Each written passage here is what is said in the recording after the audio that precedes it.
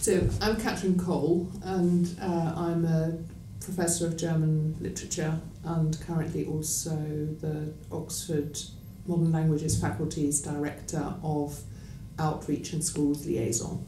So I'm quite firmly embedded in the faculty and have been for some time. I started at Jesus College in 1988 and then became a faculty lecturer in 1993 and have since then been part of the faculty.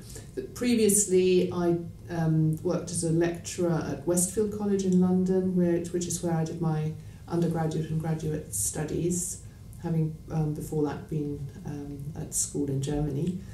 And during the time when I was doing my PhD, I did some teaching. I was a tutorial assistant at Westfield. I also subsequently spent a year working for the BBC as a researcher on German language courses, and then carried on doing that as a kind of consultancy, in a consultancy role. And for quite a while, wasn't quite sure whether I should move more into the direction of language teaching, which seemed to be where possibly more jobs lay, or do what I really wanted to do, which was get stuck into literature teaching and into an academic job on the literary side, which is what I then managed to do. And for a while I then slightly pushed aside the language teaching expertise because it wasn't such high status.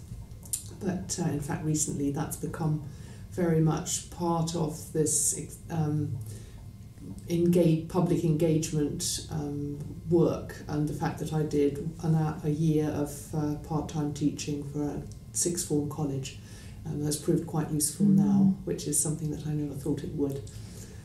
So, yes, I'm Madeleine Brook, and I'm one of the coordinators for Oxford German Network, but I also teach early modern German literature here at Oxford University, where I've also been a student in the past from undergraduate upwards. I completed my PhD here in 2011, which seems ages ago now, but of course isn't really all that long ago.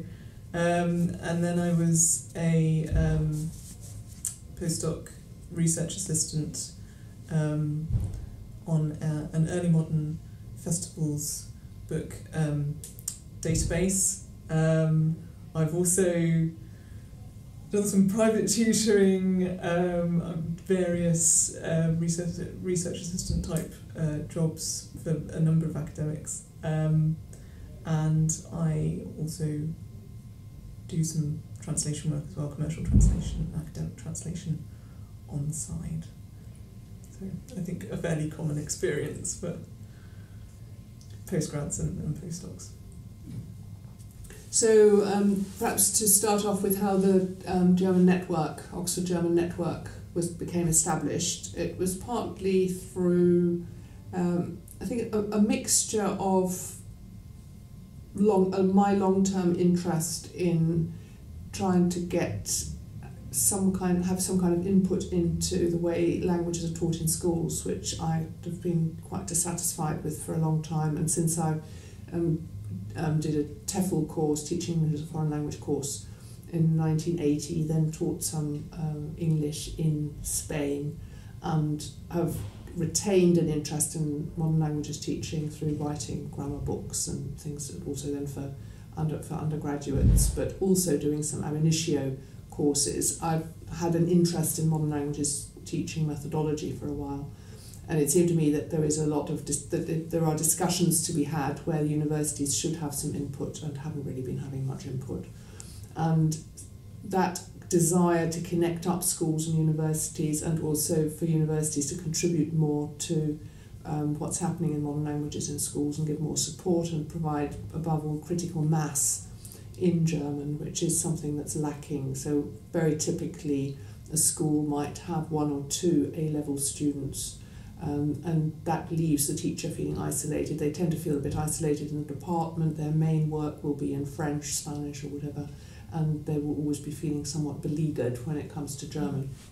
And the students will feel isolated as well. So just having 2 people does not a community make. Yeah, There's very little exchange that can be done there internally. And also the sense that actually within, whereas the story for German is all negative, that it's going down the pan, that there is very little German teaching still happening, that it is really a dying subject. That seemed to me to be contradicted by the vibrancy of German things in Oxford. Huge numbers of colleagues from Germany in all sorts of different departments. The BMW plant, very successful, very visible in Oxford, and also a very active embassy, Goethe-Institut and so on. And that wasn't really, none of that was really part of the story, and this seemed to be a need to really bring it in and to show that German is actually very active and in all sorts of ways. And perhaps also to get away, both methodologically and in terms of the cultural context, from the notion that everything to do with modern languages teaching or modern language culture has to operate in a kind of silo. And so our website is in English, it's not in German, and the primary language of operating it is English, and we're quite comfortable with that, and we think that's fine. So if somebody wants to send us stuff, we'll post it in German, we're very happy to do that. We run competitions that are partly in German, and activities are sometimes in German. So we're very happy with that mix, and it's not really an issue whether things are in German or English, and we think the sort of multilingual approach is more profitable, actually, in many ways. And the way it then became set up in concrete terms was that I happened to attend a Parents Association occasion in a local independent school where the managing director of BMW gave a talk, and so I put strenuous efforts into getting in touch with him, which finally I managed. His initial response was, well, what we need is engineers, not Germanists. But I decided to ignore that message and pushed ahead, invited him to dinner, and he then became much more amenable and was actually interested in doing work with schools. For BMW, that was of interest for apprentices, and so I said, okay, well, you're interested in apprentices, we're interested in perhaps the one or two in that school who might go on to apply for languages either at Oxford or somewhere else. Would it not make sense to work together? And the school agreed to come on board with this and provided really the backbone of the scheme by employing an intern who they pay for 1 day a week, and 3 hours of that is then used for our administration, and that gives us a kind of the ability to tick over and build on something and have an ongoing framework which we can rely on, and that's been extremely helpful, and we've had some excellent people fulfilling that role. And it's then also a very nice role for a graduate to do perhaps alongside their research, or partly perhaps used for part funding, and that's been really extremely, in fact, an unexpectedly successful part of the scheme, that it involves postdoctoral students, graduates, undergraduates, ambassadors, gives postdocs a role where they can be on the website. They've got responsibility. Madeleine runs the Olympiad, our Oxford German Olympiad, which is our kind of flagship event, single-handed, and simply really took that on. Do you want to talk about that? Yes, so we decided at some point that one person doing all the coordinating roles was not in, it wasn't going to be able to cover it. I mean, really, it was just too much for one person. And in fact, I think we had we still had sort of all these coordinators, but somehow the Olympiad was just getting bigger and bigger and bigger. And we weren't able to balance this, so we decided to separate the coordinator role so that actually then we have one coordinator who is this intern and does the 3 hours, but she is specific, or he is specifically responsible for schools liaison, and then the other coordinator, which is me. Really, the Olympiad is my primary function and role. That's what I look after. And even in the early days, we discovered that actually this was much more popular than we'd anticipated. Actually, administering it was going to be really time-consuming. Be doing everything by hand. So that allowed us to think, well, actually, okay, we need to rationalise this what do we do to improve that, and put in sort of online registration and that sort of thing. But the whole point of the Olympiad was to create, to provide creative opportunities to use whatever level of German you've got in a range of possible tasks, for an age range between, well, now it's year 5, so primary school around about age 9, all the way up to 18, on a particular theme, from year to year. So last year it was pop, so music and poetry, Popmusik bis Poesie. The previous year we had a more historical theme, 1914, it was a centenary year.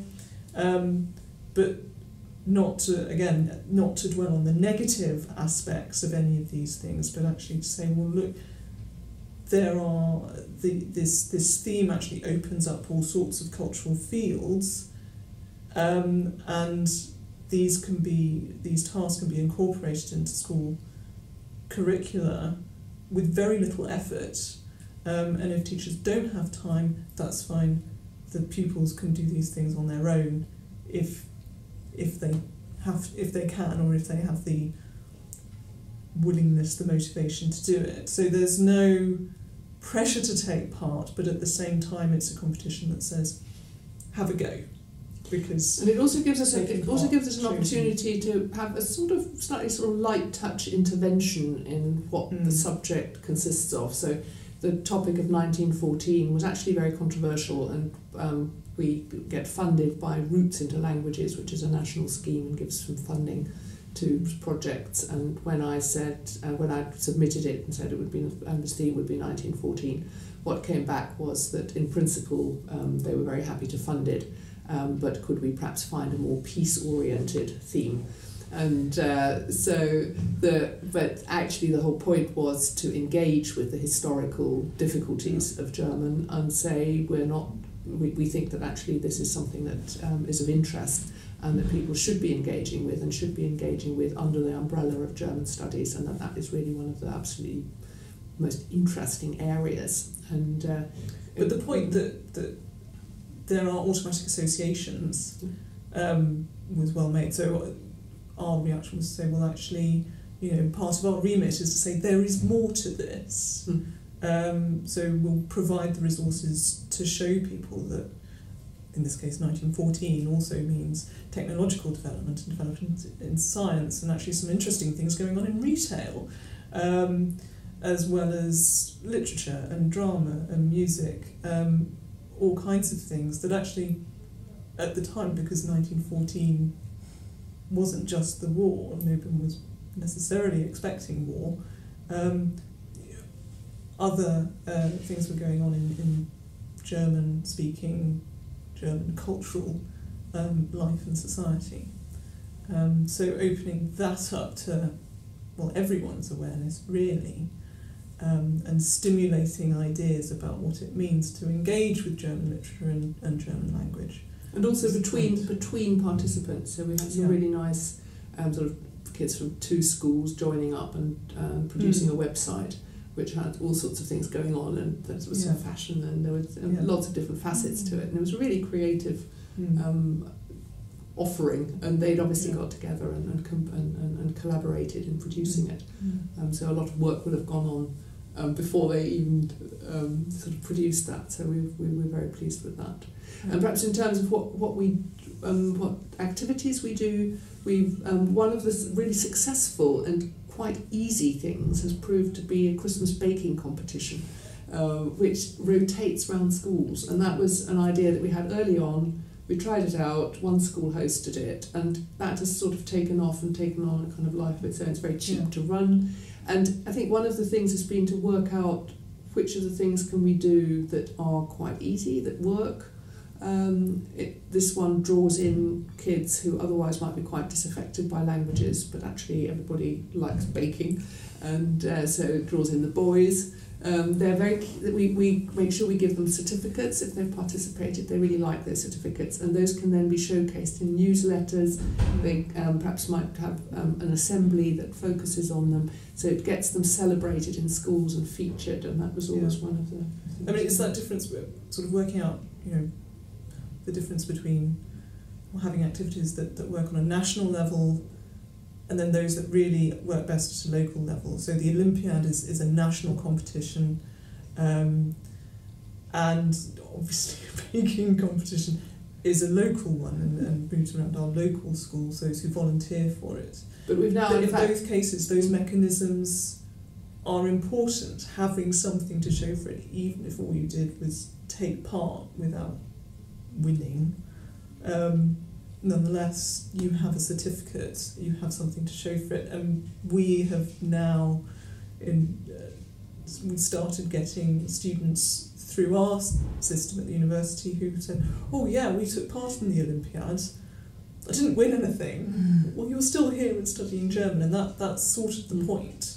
It doesn't matter about the not winning, but no, this thing was really fun, and I still want to be involved in engaging with. And of course, that then becomes a way in which we can also stimulate activities elsewhere. And we've now, in fact, I think with the baking competition, we will probably also have sort of little franchises, and schools can then run their own, and we will supply the certificate, and we will sign the certificate, and it can then be part of that quite sort of light touch way of stimulating activity.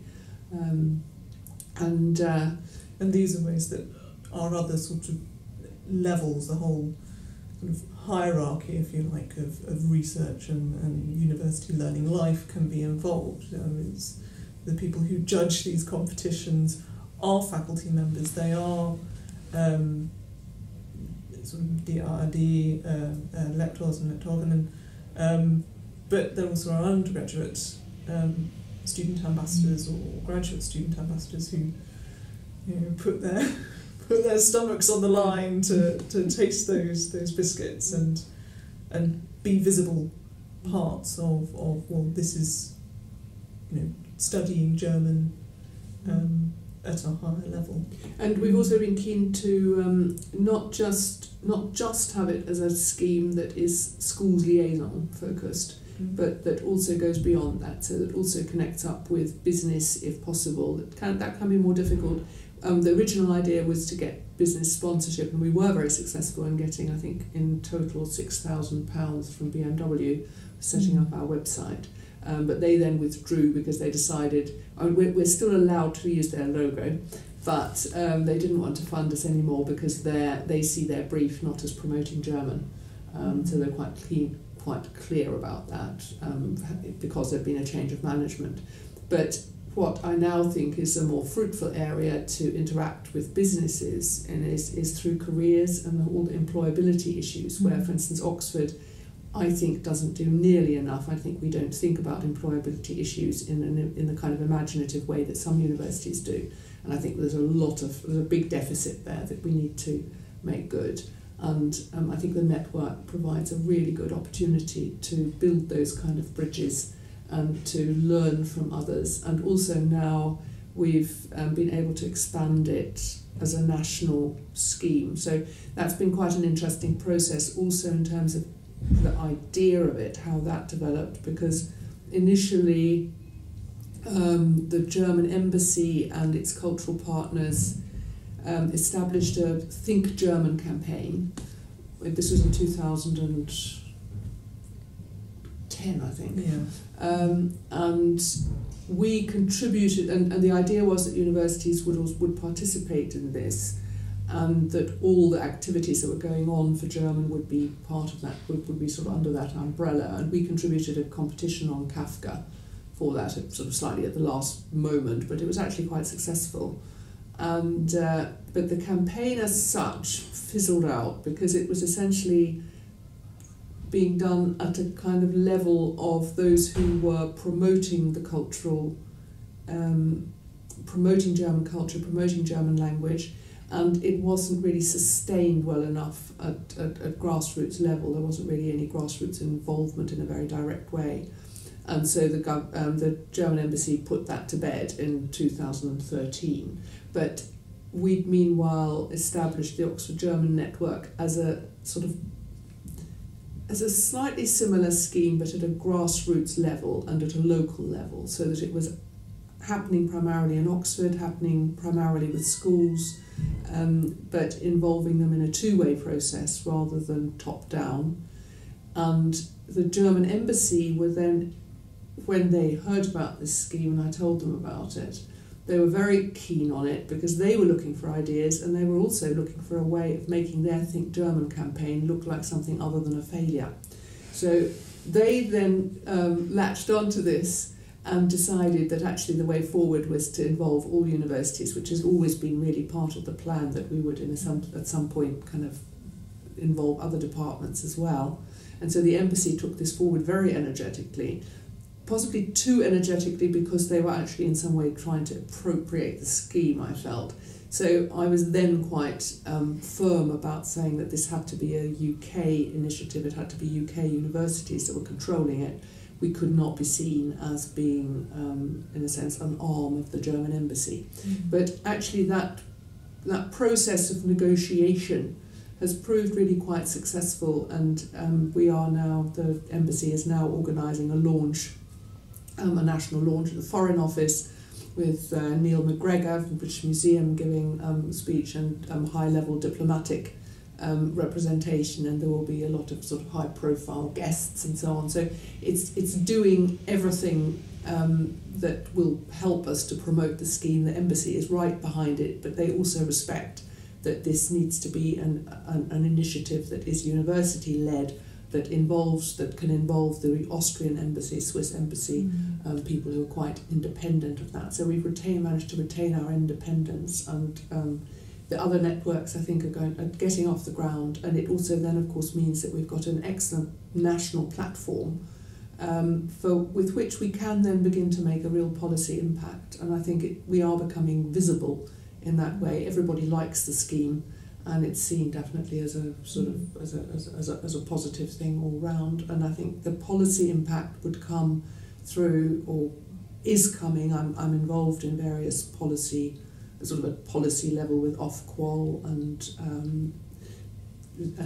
to some extent the Department for Education. I was involved on the board, the ALCAB board, for designing the new modern languages syllabuses, and I think in all that it helped that I was working with this network of Oxford teachers. It was definitely a feature that enabled me to get a way in there. So I think in terms of policy impact, it depends partly on serendipity sort of effects, like the whole scheme, and the whole scheme is set up really to be able to benefit from any opportunity that comes along, have a framework in which it can have a place. And we've had funding through those means. Some funding comes not through very visible, publicly advertised channels, but suddenly somewhere in the university or somewhere in the system somebody rapidly needs to spend some money. And if you've got a framework like ours, you can always come up with a project. You can say, by the way, if you've got a project, we will have something to do that we will have some project that will fit into that scheme, and we will be able to use the money fruitfully. Because really anything to do with public engagement and knowledge exchange, we will have something which we can respond to. We've also got one private donor who again likes the scheme and is particularly keen, for instance, on the ambassador potential that we've got. So there's lots of opportunities there that if you've got this framework you can work with, build on, and be immediately responsive to. And that means that then you hear of others, people will approach you because they know that you will be able to deliver something. And so that's been quite a recent, I've only recognised that quite recently, that it really is actually paying off in that way. Yeah. Do you want to say more about sort of careers, opportunities, or yes, I mean, it's benefits? sort of because we've, again, sort of latching on to that actually, that people come to us because of the flexible model, because of being able to deliver something. Equally, we emphasise to those who are involved with our events or with helping us that they can be involved to whatever degree they have time and energy for, and actually what suits their abilities and interests and skill set to a certain extent. If we go into schools, let's take the biscuit baking as an example, or if we run reading groups, actually not everyone, not every postgrad, not even every postdoc really wants to engage that closely with school-age children. Some do, and that's fantastic. But others are maybe more interested in saying, well, actually, I saw a really great film and I'd like to write a review, which will then be published on the website, or I'd like to write a blog and contribute that way, to sort of provide insights into learning German at university or encountering German cultural phenomena and what that feels like as a non-native German. And these things can then are still school learner focused or facing, but less directly. And these are things that, however small, actually, they're useful to put on things like CVs, because they show that you've got, writing skills, you've got planning skills, that they can be insights into, provide individual insights into actually different kinds of teaching as well. And I think that's particularly important when we're thinking about how universities start influencing schools' education policy, and things like transitions between school and university, or even primary school and secondary school, because actually they're having to engage with different audiences. And I think also it gives us an insight into what the needs are in schools, and also ways in which perhaps our teaching might be falling short. That, for example, we have quite a split between our literature teaching and our sort of linguistics teaching on the one hand and language teaching on the other. Now, for schools, the balance is completely different. There's very little real work, sort of, as it were, serious work on literature or culture that is then assessed. So we can feed something in on that side, but on the other hand, we can learn from the way in which teachers engage with their pupils and the kind of difficulties they have, the ideas they have, the sheer teaching expertise they have, which tends to be greater than our teaching expertise when it comes to language teaching. So there's all sorts of ideas there, and also it gives, for instance, the year abroad is a very useful area where I think we could be doing more work with employability issues, prepare our students more for that kind of sort of internships and so on. But also, for example, we've now, this year, one of my students came back from a teaching assistantship. She was very keen to work with a local school, and immediately I was able to put her in touch with a school that was going to cut German, had reintroduced it, but was actually short of contact hours precisely because they were spreading themselves very thinly. And so she is now regularly going into that school. So again, there was immediately a framework within which we could respond productively for both parties, and it gives our undergraduate then an enthusiasm for teaching in a positive environment where she feels also that her teaching skills are being recognised. And I think that's something where we might want to do more work. I noticed that one of the websites by one of the other networks says, you think that German is only about teaching. Actually, there's all these other things. Well, I think I wouldn't want to put the emphasis like that, and I would want to actually open up teaching as something that is really attractive to do and really interesting, and also that getting teaching experience gives you skills in interacting with people that you can then transfer to other things. So in that sense, building up a much richer sense of what skills languages foster, what skills a humanities degree fosters, how putting the two together can be beneficial, and I think that helps really everybody right through the food chain, from the kid in primary school through secondary school teachers, students and university teachers, and talking to each other and getting a sense of all working on the same project can be very, very beneficial in those times. And I think that then translates also at policy level, that one's immediately able to talk with much greater authority on what works and what doesn't. And that is quite important, because actually often at ministerial level there can be quite assumptions that in fact aren't supported by by what one sees happening on the ground, and so that gives us then a kind of expertise that we can feed back in, and I think that kind of sort of confidence of knowing that one's speaking for a bigger constituency and that one's in touch with a bigger constituency, one can find out what's going on, one can send out a quick email, we can get quick responses, we know exactly who to talk to about different things just by doing it all the time. I think that's really helpful. In terms of career implications, that was something perhaps we should talk about as well. How does one fit it into busy schedules? Do you want to say? Well, I suppose I'm a sort of patchwork person, or I have a portfolio CV. But the sort of the beauty of the work that I do for the Oxford German Network is that, well, most of my role actually can be done via email or can be done online. So that means I can fit it in at whatever time of day. That has negative sides as well, but whatever time of day I have time to shoot off an email or time to go onto the website and update it. So it's flexible.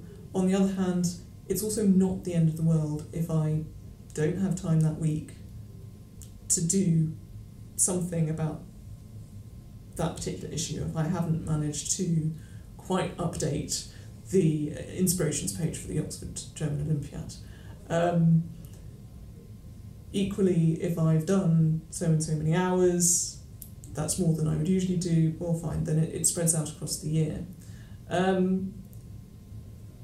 What's been quite useful for me, though, is, yes, actually engagement with doing these things and thinking up tasks for the Olympiad has made me think about teaching my students and actually taking them to do things that are more interesting. I'm an early modernist by training, that's what I do when I teach, but actually it's not always terribly obvious, even for undergraduate students, what do I do with this, why am I looking at this? And so providing them with opportunities to actually handle objects or see texts in the paper has proved quite exciting for some of them as well. And in a sense that's come from the Oxford German Network's method of engaging students as well, actually doing something hands-on that they can also then say, well, I did this, and had something to show for it. You know, I have students who say, oh, I went to see this because my tutor took me on a job application. So there are sort of little offshoot ways where doing this particular job has made me reassess how I engage with my higher level students. Then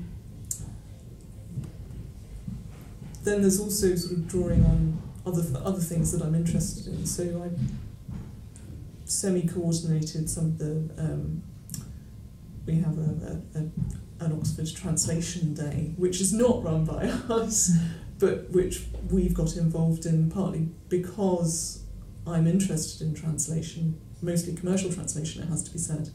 But we have the expertise and the connections through other colleagues and say, well, actually we can be part of this day. We can make sure that German is inserted into this event, which is open to the public, and our students go.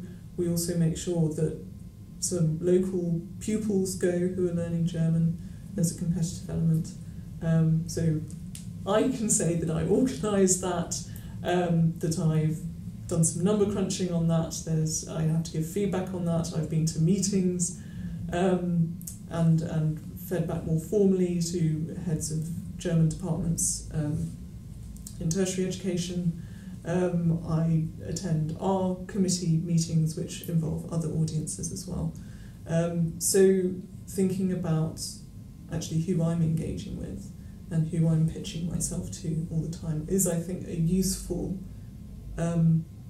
piece of experience to have for any future directions I might take, which could be in widening access and participation.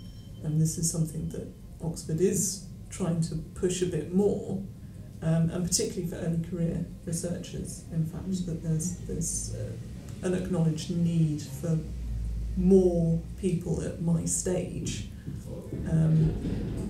to bring what they have to the table to other audiences and bring them into university. Never mind Oxford, just university, and engage them that way.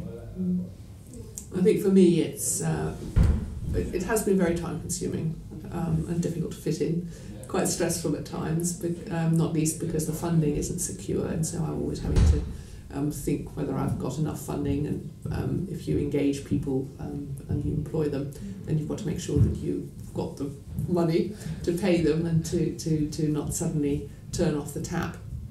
On the other hand, it's actually helped me to see to bring together my research and my interest in language teaching and in schools liaison in a much more fruitful way. And so in fact at the moment I'm applying for a major grant where I'm taking the lead, and the reason I'm doing that is because I've got this expertise that I've gained through the Oxford German Network, and which gives me a kind of platform on which I can then build this grant application. So that in that sense it's enabled me to connect up different parts of my work in a way that otherwise I wouldn't have been able to do. That's partly to do with the openness of the concept. But also it's been quite interesting because literally everything I've done in my career has suddenly become relevant, which previously it was much more atomised. So from that point of view, I think it's an extremely good way of developing career skills, being able to articulate what those skills are, being conscious of the fact that everything one's doing is useful. So I would, for example, challenge your point about that you, as it were, only do commercial translation, because actually I would see them as very strongly interconnected, and actually in ways that in the university they tend not to be seen as such.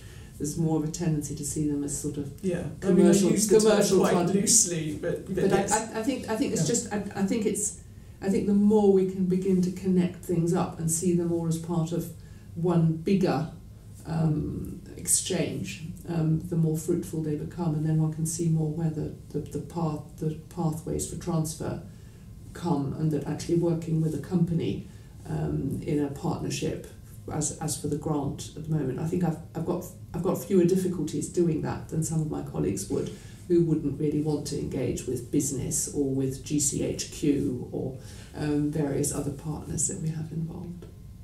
Yeah.